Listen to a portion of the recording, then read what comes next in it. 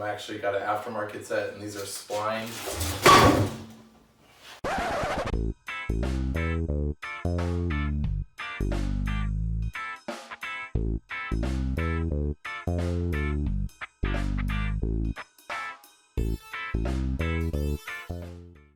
Thanks for watching D2 Wrench Works and DIY. Behind me you can see we are getting very, very close on the Forenza here. We are working on part 6 of this head gasket replacement series, and hopefully this is going to be one that gets us cranking. So let's get into it. First things first, I want to fill up our spark plug holes here. Make sure we don't accidentally drop anything to the engine as we're doing our cams and all that next, and lifters. What I have here are some pre-gapped. They come pretty protected, so you don't got to check them. They are Denso PK20 TTs. Hard to see here, but you'll need a 16mm spark plug socket as well as a pretty long extension here. Once we move on to the timing, you will need to take the number 1 plug, which is the one furthest over to the left by the passenger fender, take it out so we can spin the engine over by hand, otherwise the compression will be quite strong. For torque, we want to torque these to 15 foot-pounds. We'll go ahead and do that now.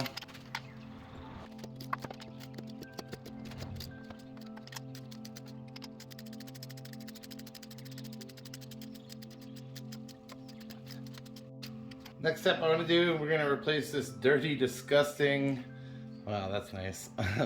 Poured out a ton of this crusty mess. But yeah, this old housing and gasket and thermostat all going in the trash. You could get you a nice brand new one with a built-in thermostat and a new gasket, all this super cheap. I think that was some 15 bucks. We have an E10 bolt here. I am going to throw a little bit of Loctite, or I did throw a little bit of Loctite on here. I'm not sure if they need it or not, but it doesn't hurt. It did look like the old ones had a little bit on there, so. And I also, as before, I cleaned the surface of this from the when I cleaned the head. All right, so both of these E10 bolts will be torqued to 12 foot-pounds as well.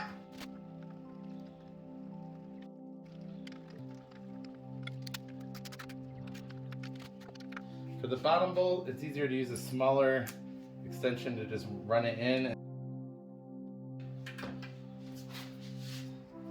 Just a little easier to run it down this way. Alright. Cover that up for now. Our last step on the front of the head here, I mean.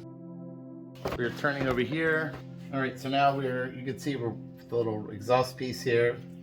I was not so sure about this ring, even though Felpro said it belonged there. I just wanted to double check and be triple positive, because I was kind of suspecting that these triangular ones would fit. They actually fit the remainder of the exhaust from here to the back, to where they bolt up and make the rest of the catback exhaust. They do not fit, however. They're slightly smaller diameter, and these take a larger bolt hole diameter. So it must be this, and that's what I'm gonna put on right now. I'm gonna do my best to center it, because it doesn't have a real lip or anything here that it sits on. Kind of see where the old one must have been in there, even though I never saw it. And we're going to lift it up, carefully sliding it into place. Try not to move this ring all over and make it off center. Alright, and these are 1, 2, and in between these two runners in the back is the third leg of the triangular flange here. All of these are 14mm nuts. And we will be using anti-seize on them, just as we did with everything else, because these are a little rusty. If you ever need to do some work on this car, you'll be happy you'll put them on, because they're hard to get off. I guess I'll have to put this on my glove and snake it around the back.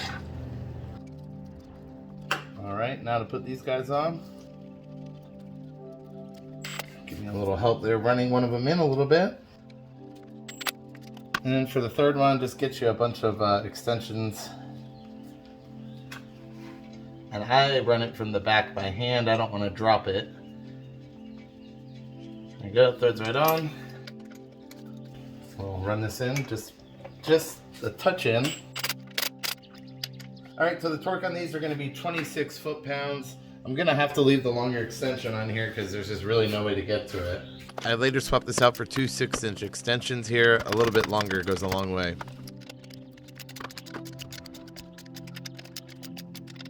We have one more bolt that goes to the bracket. This is 1 14mm that goes to the engine block. Right down. Alright, we got a much better shot there. You can see the bracket right down in here. And for this one, 37 foot-pounds. Since we're done with the manifold, it only makes sense to just go ahead and put on our heat shield here. And for this, we only have 4 12mm bolts. Because these are pretty messed up and a little dirty, a little rusty, I'm going to go ahead and put some anti-seize on these as well.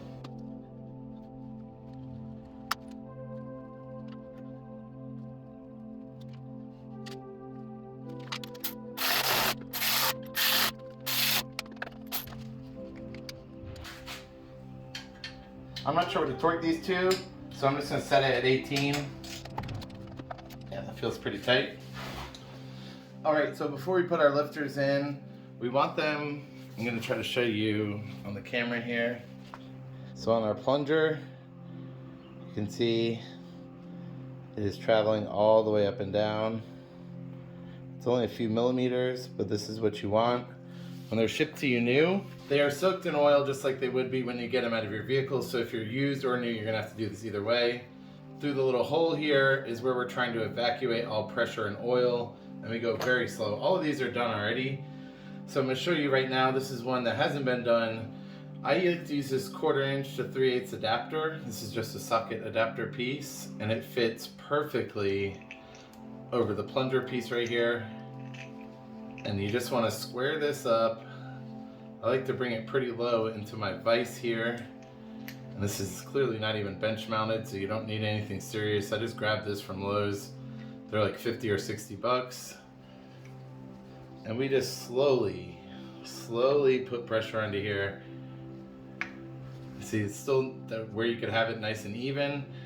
I just got it centered there without any real pressure. Now we just slowly turn the vise. I mean, you can't even really tell it's moving right now. Slowly. I'm just barely putting pressure on it. You don't want to put a ton of pressure in all at once. It'll just collapse the plunger and break it.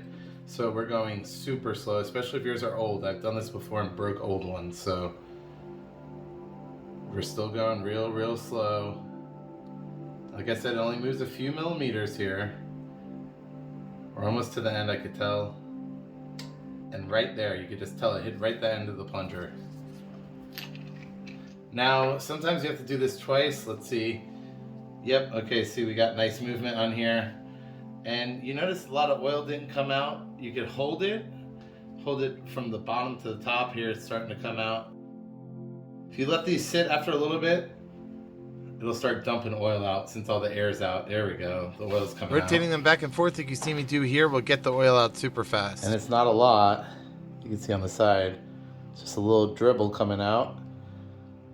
But you want to hit these about 10, 12 times at least, maybe 15. Plunge. Make sure that they don't get any air trapped in there that you missed. So this one's good to go. Wipe it down really quick. And like I said, usually they put out a lot more oil than that, but we'll let it sit. Here, I'll put it here with this so I can remember. I'll show you afterwards. We'll do this last one here so I can show you one more time. And you also want to make sure on your vise you tape. I just got some shop towels here and folded it up a bunch, made it nice and thick on the flange because this actually has some like serrated grips for the teeth on here. It's the vise is actually a little grippy. You want to make sure you don't hurt your lifters. Here we go again. Right now I can see on the side the little bleed port is actually pushing out already lightly. Some will start pushing out immediately and some will be like the last one where it takes a little bit of time to get the oil to come out. Just slowly but surely we're twisting it around. Almost to the end. That's going to be the end right there. Alright, and let's do our plunge check. This one's not as good. This one's still a little hard. Here, I'll just try to show you here.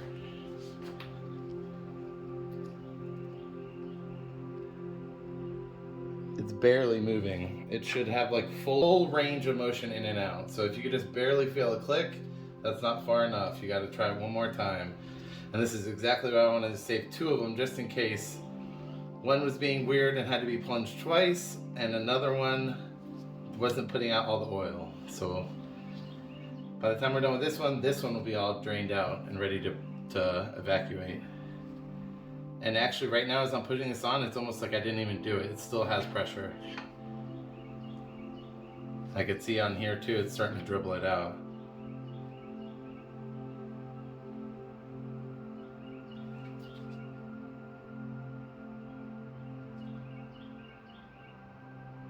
Big drop just came out. There we go. And that one will for sure be good.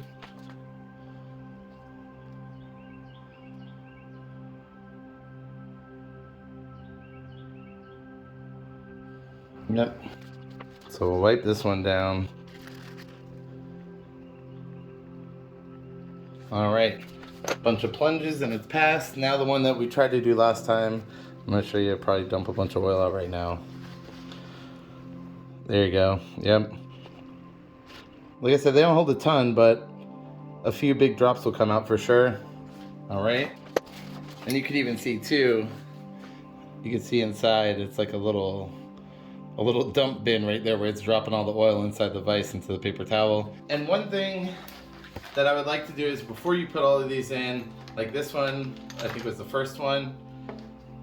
Yeah, and that one just put out a bunch too, you see.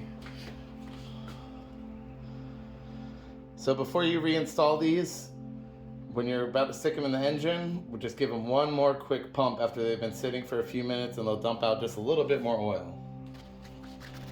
And we want to try to get this crap out because this is like mineral oil or something. It's some real cheap junk stuff that they just ship it with.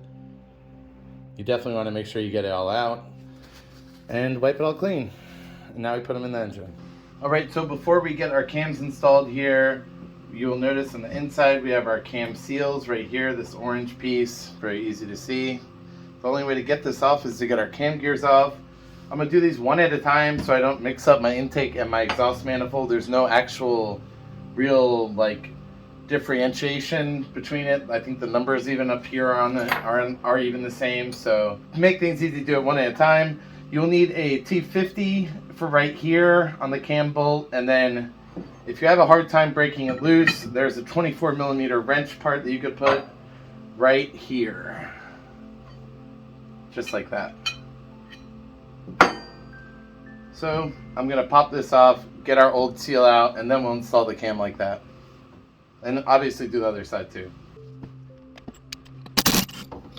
Now these bolts are supposed to be torque to yield, but I mean, they're really heavy duty. I'm not really too worried about reusing them. I've reused them before, so I'm gonna go ahead and just leave them the way they are and torque them down properly. And here's our old one. We'll get that off. And I'll take this to the car and I'll be right back with the other one. There you go. If you got electric impact, man, it makes quick work of it, I'll tell you that. Just keep everything nice and in order. Put it on and leave it loose. That way you know nothing gets mixed up. All right, you can see over here we have the cams. They're ready to install, all cleaned up and everything. Brake cleaner and a dish rag with some texture do the trick perfect here. Really quick and easy, no problem. But first we want to put our crank bolt in. Go ahead and slide underneath and do that now. First thing you want to do is pull this off, your cam gear off. And we want to get everything that could possibly be in here, all the scraping and all this stuff. I already cleaned mine out with a paper towel earlier, but going over it now with just a little rag. There's tons of junk that fell out, so make sure you clean the back of this as well. Make sure it's all nice and clean on the inside so it'll slide right back on. And it can only go on one way with the key. There you go. So that's on. And then we start our bolt, and the bolt goes to 107 foot-pounds. And then we're gonna have to do some angling on it, just like how we did with the head bolts. All right, so the 17mm bolt here, because this crank bolt goes to 107 foot-pounds plus 2 degrees, you have a couple options. If you have an automatic, you could put this back on. You could get a fan clutch tool that has splayed out metal forks, and you could run a longer bolt inside on both of these to try to stop the pulley from moving. What I'm gonna do, I have a stick shift. I'm gonna just put it in gear and I'm gonna get it off the jack stands. I was hoping I could just get away with doing the one side off, and you could probably tell the car is kind of sloped right now. It's completely down on the driver's side, but it's at an angle to where it's actually spinning the driver's side. Unfortunately for me, I'm gonna have to put both down. I'm gonna just do this the easy way possible, put it in gear, drop it down while it's in, and I'm gonna sandwich myself in between here and torque it down. So let's get to work. So I just left this in gear and it will not rotate. You can use these 2 bolts and a screwdriver, or I've seen people cut like a U-shaped piece of metal with a kind of handle here to brace it, but you will need a way to hold this still as you torque it down. All right, so that was 107, and then it says 60 degrees and then 15 degrees. So I'm gonna do that next. As you can see, there is no space in here. So what I ended up doing is just setting my torque wrench as high as I could get it. It's really the only thing that will fit in between here. You can't go from the top because the frame rail is right there. And let's see, I'll have to get close here. Okay, so what I did here is I drew a mark from the crank using the angle gauge, and I tried to measure 60 degrees because I thought it was that to begin with. Obviously I couldn't get anywhere near 30 degrees at first, and I ended up with probably about 25 as my final. Honestly, it's not a huge difference. It's still pretty dang tight, but you will need somebody to hold the brakes if you're doing it this way because it's just too much torque. All right, time to put in our nice new shiny lifters, all depressurized and all the old oil evacuated. You will have loud clacking noises, clack, clack, clack, clack, clack, clack, as soon as you crank it up. Don't panic, it takes about 20 minutes for them to pump back up with hydraulic pressure. You will need some spare new motor oil. We're just gonna coat the sides and drop them on the inside of the head there, and then we're gonna slam the cams in. Now before we pop our new ones in, I just like to give it a quick little swipe inside of there and clean out any of the, I just had the valve seals replaced in this, so there's a little bit of assembly lube and a little bit of muck from the machinist, so I'll clean all that up real quick, plus any other little dirts and bits I've got in as we've been working here. It's your one chance to get it out. I already did this row, so only take one more minute here, and now we just get our nice fresh.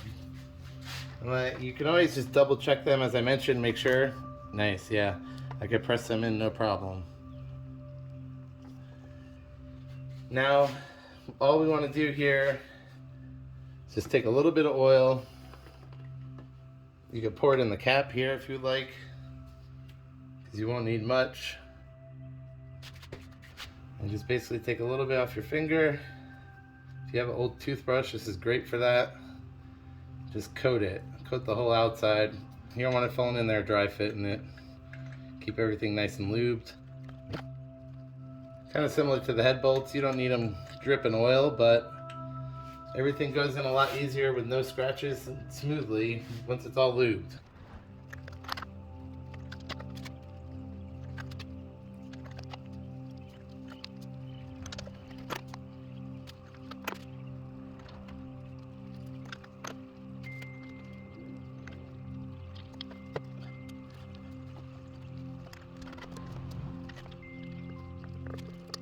Alright, time to install our intake cam. First thing I want to do is make sure I put the new seal on. Give it a dab of a little bit of oil. Get it slid on there.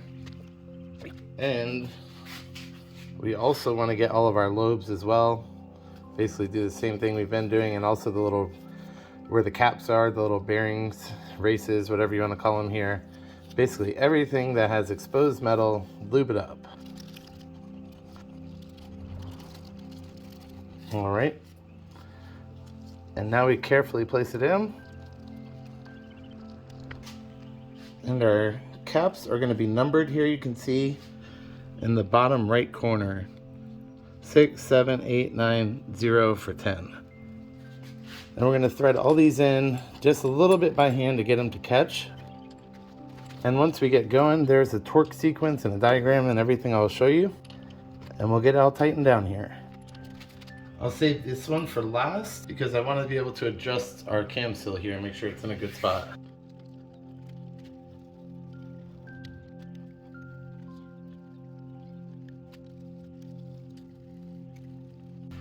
Alright, for these cam caps, we end at 71 inch-pounds, so I got the little guy out. You can see it's this 1/4 inch ratchet, very small guy. So we were going to go 25 first, 50, then 71 will end at inch-pounds, inch-pounds. Don't break your bolts.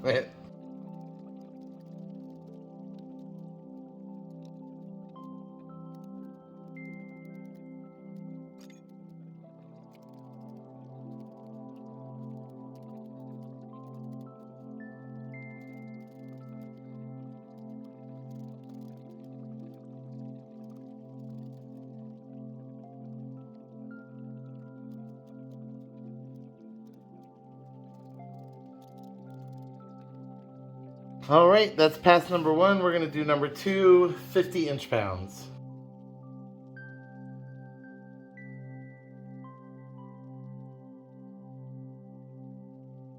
Second one done, now time for number 3, and we are doing 71 inch-pounds to finalize this.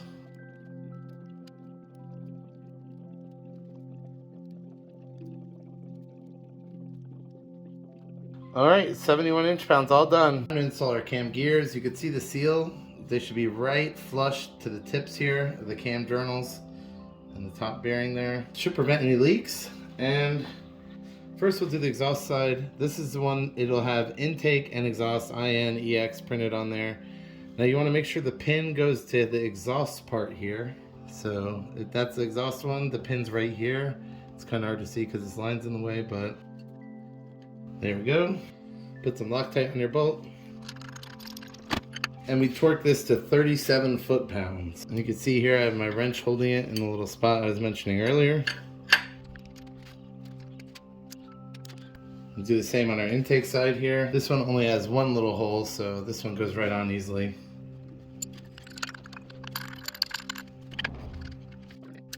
Once you have the torque done, do not forget you still have to do a 60-degree angle and then do a 15 additional degree angle on top of that with your angle gauge.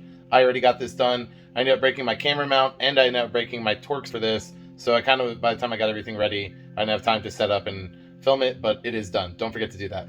Okay, now we're all done with the cam gears. I want to get our motor mount and timing belt idler system put back in here. So that's our next move. So for this one, I kept our pulleys so we remembered which one goes where. The left one has a lip that goes towards you on the outside, over here on the left side.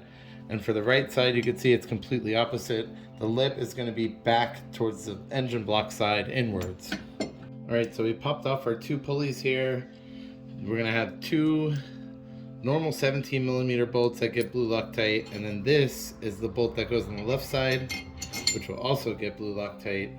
And it helps to get a short 17 in there for space. So let's put it all together. It's kind of hard to see, but if we peek underneath, this first top left, or the first top right bolt is what I like to start with. And then I'll move over to the left one and then the bottom one.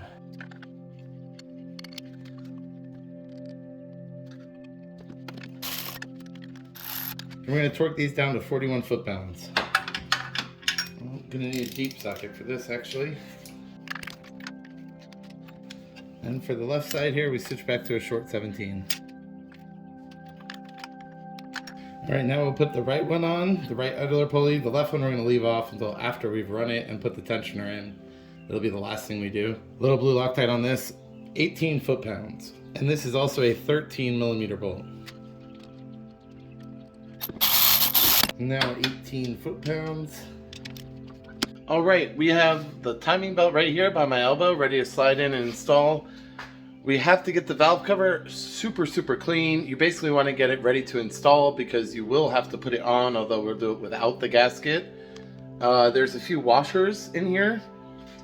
I'll show you all this right now. So obviously you want to make sure the gasket area is all clean in this little tray that it will fall into, but also right here, these little, where you see the pieces of copper, there's a little gasket. You're gonna have a whole bunch of them in your kit for your head gasket. Each of these are gonna be super baked. 1, 2, 3, 4, 5. So we have 10 total. They're gonna be cooked like crazy into here. And you wanna make sure I actually kind of damage mine just a little bit. You could see like right here too, because it's really hard to push them out without almost cutting into it with the little pick that I used here, but it's not a huge deal. I will use a little bit of Vaseline to stick the new ones on afterwards. So right now we are just going to do this and put it on top. What we're looking to do is we're looking to line up our timing marks here. One quick tip for the timing, do not sleep on these oil pens, these paint pens, whatever you want to call them. I'll show you why real quick here too. When it comes to checking your timing, man, this makes a world of a difference. And it's actually kind of dark in there right now, you could tell. But man, you could see everything so much easier. Even down on the crank, I mean, we're literally, I'm looking at the tire here and it's turned out and you can see everything super clear. A must have if you're new to timing or you can't really see well, the marks on this isn't great. Vehicles usually have much more accurate looking marks that aren't like on the radiuses of valve covers or the crank there. So kind of annoying, but it will save you so much headache to have those for sure. So this would be one right here, and then this would be one right here. And we're gonna line those up with the cams. So right here is the idler pulley that we just put on. And right where this Allen is, that is the bolt hole for a tensioner right here. And as the leg goes over to the left, it goes right here and here are the legs. You can see I'm moving it in between here. We want it to catch on there, and then we'll bolt it on in. One of the last things we need to do here on our timing belt tensioner, we have right up top the little 6mm Allen hex bolt that we use to pivot this back and forth to make tension. It is a 13mm bolt, 18 foot-pounds of torque. I'm pretty sure I said that already, but doesn't hurt to say it one more time. Last thing, a blue Loctite on here, of course. And we want it, it's going to be mirrored here because I'm in like selfie mode or whatever, but we want to make sure to rotate this clockwise. So rotating it to the front of the engine there, the headlights, whatever. And that is how you get your final torque on this. We want to bring it to the little, it's got a little slot here. That's where we're going to bring it to for maximum tension.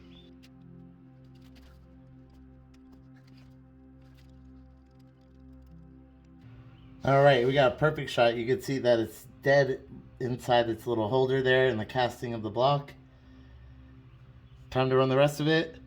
Also, double check your crank position. As I can see here, I need to line it back up a little bit. As you can see, we got it ran down there. It's all looped correctly up top, around the water pump, down to the tensioner, back down to the crank.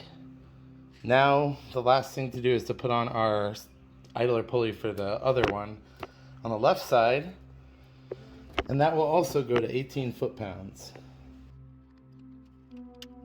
To get your final section on here, at this pulley down here, what we're gonna need to do, we took our vice grips off that were here. We took those off because we need the slight bit of movement between here and here. It's probably a tooth and a half, maybe even 2 teeth of movement.